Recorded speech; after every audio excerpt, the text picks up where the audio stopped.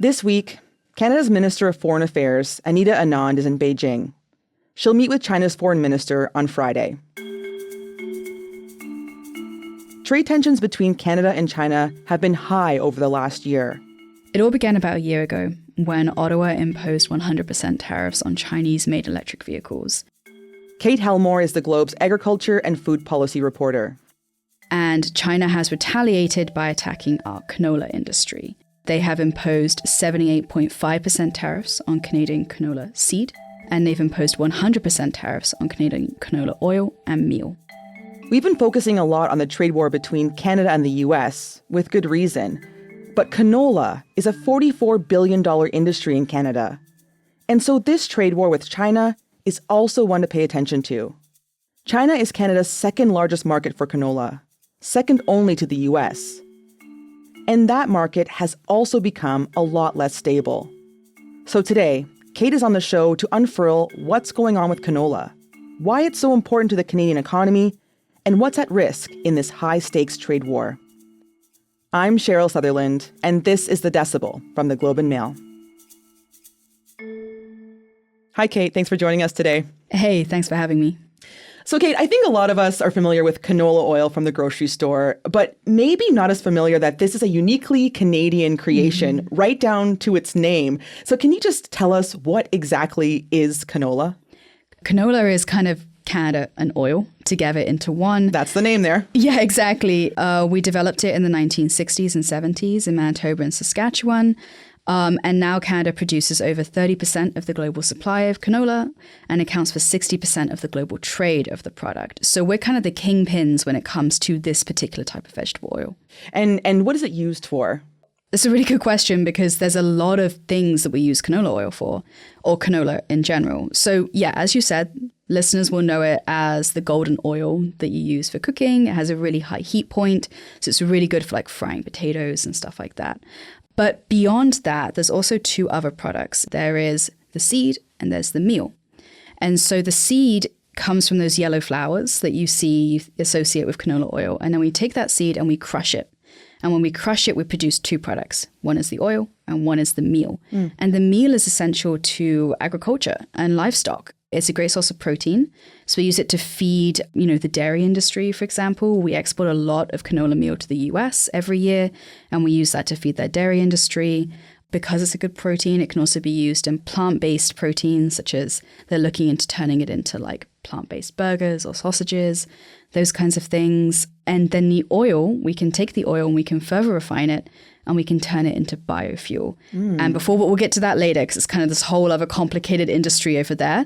But what you need to know is that this is not a story about a crop that gives you some cooking oil. This is a story about a massive agricultural industry and one of our darlings and one of our most important agricultural industries. So let's talk about the size of the industry today in Canada. How big is it? Where has it grown? Kind of zooming out for a second, Canadian agriculture has historically been honestly pretty bad at further processing, right? We've been known as, hewers of wood and drawers of water. That's kind of our thing. We export a lot of raw product. That is not the case in canola. We grow a lot of canola, 40,000 farmers across the country. But we've also built up a massive further processing sector. So we have 14 crush and refining plants. So crush plant is as it sounds, you crush the seed. And it's grown into a $43.7 billion industry. It's a lot of money. Yeah, that generates around 206,000 jobs based on data collected by the Canola Council of Canada. And every year we process 30 million tons of seed. This is a heavy hitter. And where exactly are we seeing this crop being grown? Right. The number one province is Saskatchewan. After that, it's Manitoba and Alberta. So really, it's a story of Western Canadian agriculture. Right. And also, this is an exporting story, right? Because Canada is the largest exporter of canola in the world. Is that correct? Oh, absolutely. Yeah, we account for 60% of global trade. Wow. So the U.S. is the largest importer of Canadian canola, and we'll talk about that relationship in a bit. But let's bring in China, since this is where the trade tensions are. China is the second largest importer of Canadian canola. Why are they buying it? China is the second largest importer of canola overall, but it's actually the largest import of canola seed. Okay. China has a pretty large scale, also canola crush capacity in their country. And it's because China is just this enormous market. I mean, we're looking at a population of 1.4 billion people with a growing middle class. And a growing middle class wants a premium, good-tasting vegetable oil. China also has an enormous livestock sector. They use the canola meal also to feed their animals, their pork and their cattle. Right. Can you put a dollar figure on that? Like how much is China buying from Canada? In 2024, Canada shipped $4.9 billion worth of canola to China. Wow. And the lion's share of that is seed. So now China has slapped a 100% tariff on our canola oil and 78.5% tariff on canola seed. Why are they after our canola? So this isn't really just a story about canola, right? Mm-hmm. It's a story about different industries, and two are really coming to the tension point here. On one hand is canola, and on the other is the EV sector, the electric vehicle sector. Last year, in 2024, in October, Ottawa imposed 100% tariffs on Chinese-made EVs. Why did we do that? We did it because the Americans were doing it. And at the time, we took for granted that the North American auto manufacturing sector was incredibly integrated. Mm-hmm. So if the Americans were doing something, we should do it too. Auto manufacturers across North America are very concerned about growing presence of Chinese cars. Chinese EVs are cheaper and they're arguably better. And our industry was just trying to get off the ground. And so to make sure it could get off the ground, we needed protection. This is the argument, right? China pretty much immediately afterwards launched what we call an anti-dumping probe. What is that? Well, what is dumping? So the definition of dumping when it comes to trade, it kind of means when we export a product into a foreign market for a really low price. And if that damages the domestic market that we're importing it into, then it can be classified as dumping. It's tied up in a bunch of different things. Often the argument will be that that product was somehow subsidized by the government. And that makes it an unfair trading practice. For example, let's say I'm an apple grower and the government pays me 70% of the cost of my production of my apple. That means that I can sell my apples for pretty cheap, right? It means I could go to the US and sell a ton of apples and I could outcompete the US industry. And they would say that's dumping. The prices are lower, they're outcompeting us, and it's unfair. Got it. Okay, so China is basically accusing Canada of dumping cheap canola into their markets. Is there any evidence that that's happening?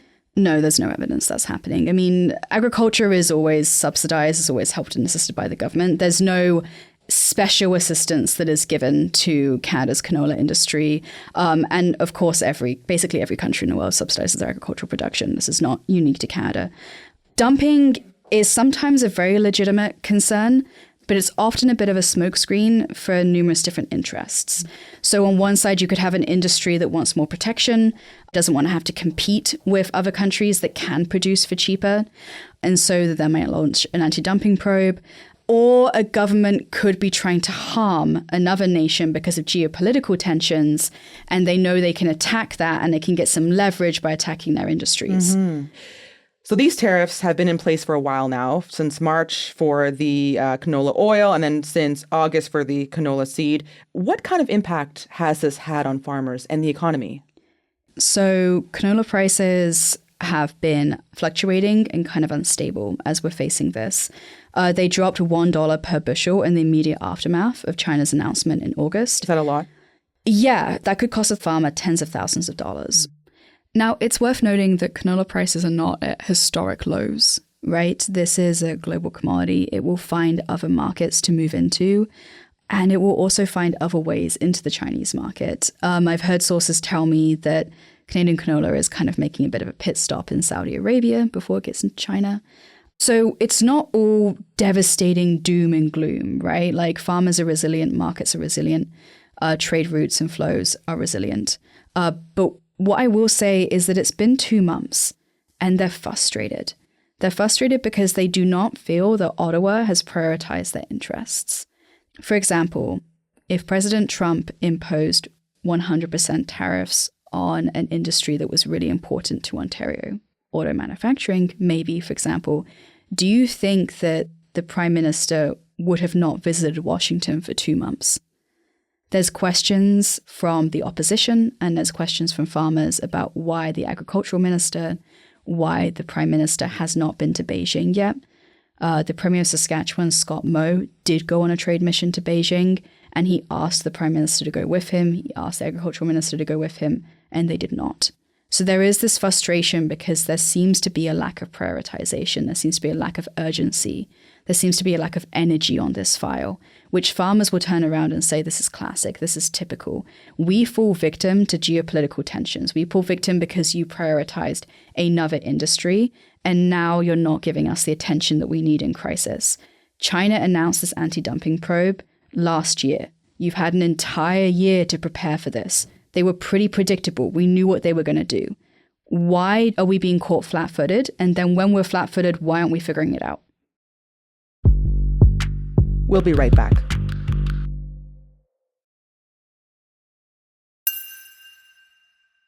So these canola tariffs are in place because Canada has a tariff on Chinese EVs. And the reasoning here is kind of to be in lockstep with the US, but also to protect the auto industry in Canada. And it sounds like within Canada, there's sort of a linking, but also a prioritization of industries going on, where the auto sector, more specifically EVs, are favored over canola. Do you have a sense of why the feds would keep these electric vehicle tariffs at the expense of the canola industry? Like, are these comparable industries? That's a really good question. And it kind of requires that we take a beat to zoom out. Okay. When I look at the canola story, I see kind of three arenas of tension or conflict. The first is between two industries, canola versus auto manufacturing. The second is between two parts of the country, Eastern Canada and Western Canada. And the last one is between two mammoths on the global stage, and that's the US and China. And the first one is, as you said, it's between canola, an established agricultural industry, and EVs, which is perhaps the future of the auto manufacturing industry, which is really, really important for a lot of jobs across the country. But it's also important to note that we don't really know how much that EV sector is worth in Canada because it's a nascent sector, right? Like, it hasn't really got off the ground. There's been billions of dollars in federal and provincial funding for the sector, and it's been plagued by bankruptcies. I mean, just this week, Stellantis announced that it would be moving its production of the Jeep Compass from Brampton, Ontario to Illinois. We don't really know how many people are employed in EVs. What we do know, though, is we do have that number on canola, because as we said earlier, canola has been around since the 1960s and 70s. This is an established industry. We know there are more than 200,000 jobs connected to this industry. We know there's 40,000 farmers. We know that they employ people with elevators for seed. We know the railroads move this crop. We know that port infrastructure is required to ship it, export it. It's a tough question. It's a question between an established industry and taking a bet on a future sector, a future industry. What have these provinces that grow canola, what have they said about these tariffs? Right, that's a really good question, because it brings in the second arena of the canola war that I would say. And that's between Eastern Canada, the auto manufacturing sector, and between Western Canada. Alberta, Manitoba, and Saskatchewan, Western Canada will say that the federal government is prioritizing Ontario. Ontario is a vote-rich province. It's a province where both the Conservatives and the Liberals fight for votes. Western Canada is pretty locked down in favor of one political party, especially rural Western Canada. And after the ambassador made their remarks last week, after the Chinese ambassador basically said, look, if Ottawa is willing to drop its tariffs on Chinese-made EVs, we'll drop our tariffs on Canadian agricultural goods. Mm-hmm. They laid it on the table. We did see Western premiers come forward. On Wednesday, Manitoba Premier Wab Kinew told me that it's high time Ottawa start paying attention to Canadian agriculture and factoring it into its decision-making. And he said he's tired of agriculture being subsumed by an all-consuming focus on the auto manufacturing industry. And then in an event on Tuesday night, Doug Ford came out and said, look, I hear what they're saying. I hear what Scott Moe, I hear what Wab Kinew is saying, but I got to protect my interests. And we cannot let these EV tariffs drop.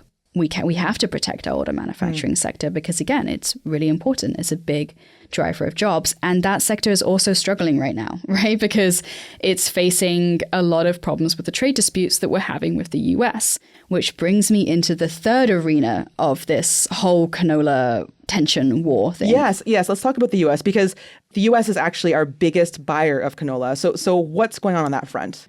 Okay. So let's just play if this happens, right? If Ottawa concedes to Chinese demands and opens our market to Chinese-made EVs, this will go directly against the interests of the US. And We don't know how President Donald Trump would react to that. He could come back at us with retaliatory tariffs for their actions. He could target our canola industry, for example, which, as I said, the US is the first largest market. So that would be really bad news. We ship $7.7 billion of canola to the US. $5.6 billion of that is canola oil. It's a very important sector. And there's also some interesting stuff going on with the US and biofuel policy, which we'll get to in a second. So just hold the phone on that one. It could also be, though, that Trump would come after our auto manufacturing sector. Again, as I said earlier, the auto manufacturers in the US are very concerned about Chinese presence in this market. They might say, hey, if you're letting the Chinese in, we're going to put up barriers because we can't let the Chinese into our sector, into our market. And that would be devastating for Ontario's auto manufacturing sector, which is so intricately interwoven with the US. I mean, we move parts forward and back across that border consistently and constantly. Mm-hmm. It's kind of a funny moment in time to pause and think about this. If we were faced with this choice 2 years ago, which we could have been under the Biden administration, it would have been painful, but it would have been a clear decision. China or the US. We would pick the US. The US is our long-standing, most reliable, trusting trading partner, and we do more trade with them than we do with anyone else. But times are different, right? The man who sits in the White House is not the same. And he has repeatedly, since taking office, waged war on Canada's economy and threatened us with tariffs and pursued a mercantilist trade policy, which is against this idea of an integrated North American market. Auto manufacturing, agriculture, whatever it is, right? At least that's what he says, you know? So we are facing this really tough choice between two unreliable trading partners. That's an important word there, unreliable. Unreliable, yes. Being really important because, to mention as well, China is no angel as far as a trading partner goes. This is not the first time that they have specifically targeted our canola products. In 2018, after Ottawa arrested Huawei executive Meng Wanzhou, China did also curtail and restrict canola imports into our country. That cost us a lot of money. So they do this when there's a political tension between our two nations that have nothing to do with the industries at hand. They will use tariffs and trade barriers as a way to exert economic pressure to get what they want. It's a difficult situation. You mentioned biofuel. Can we get into that? What is that layer there? So biofuels are transportation fuels that are produced using crops. So such as canola, such as corn, soybean, palm oil, that kind of stuff. They're seen as renewable because, you know, you can regrow it. You're not dragging something out of the ground. You're regrowing a crop. You're harvesting it. You're turning it into something that can be used in transportation, such as cars, airplanes, you name it. Both Canada and the US have basically renewable fuel policies that incentivize petroleum producers to mix more of that biofuel into their products. The ambition of these policies is twofold. The first is clean energy. It's good for the energy transition. The second one is it supports farmers. It gives them a stable domestic demand for their goods. So that's a big part of Canada's canola industry. We also ship a lot of that stuff down to the US. Actually, we ship $5.6 billion of canola oil to the US, which is largely for their biofuel industry. And we do that because they have a slew of tax incentives and carbon credits tied up that petroleum users can receive if they use renewable fuels, right? The US is currently sitting on policies that might look at halving the value of the carbon credit should they use imported feedstock, imported crops. And that would be an issue for Canadian That would be a big issue for us, right? Because that would basically be, we wouldn't be able to compete with the farmers of corn, for example. In the US, we could see demand in the States dry up. And the Environmental Protection Agency is poised to make that decision. Do we want to anger them by, you know, siding with the Chinese or conceding to the Chinese, especially if they could look to make these changes? We are torn between two lions in the global stage. We are torn between the two largest economies out there. And our canola and Canada is right smack bang in the middle. How has Ottawa tried to help? In early September, the government did announce some measures, such as they announced increases to interest-free loans that would be available to canola farmers. And they said that they would be reviewing some of these clean fuel standards and regulations. The industry responded to that and said it was wholly inadequate. They argue that they shouldn't have to borrow their way out of this crisis, especially since it's not of their own making. And they also said that, the changes to clean fuel regulations, this kind of stuff isn't moving fast enough. If we look at what Donald Trump is doing, he's increasing tax incentives, he's prioritizing the domestic market. Why isn't Canada doing the same thing? Why are we not moving faster?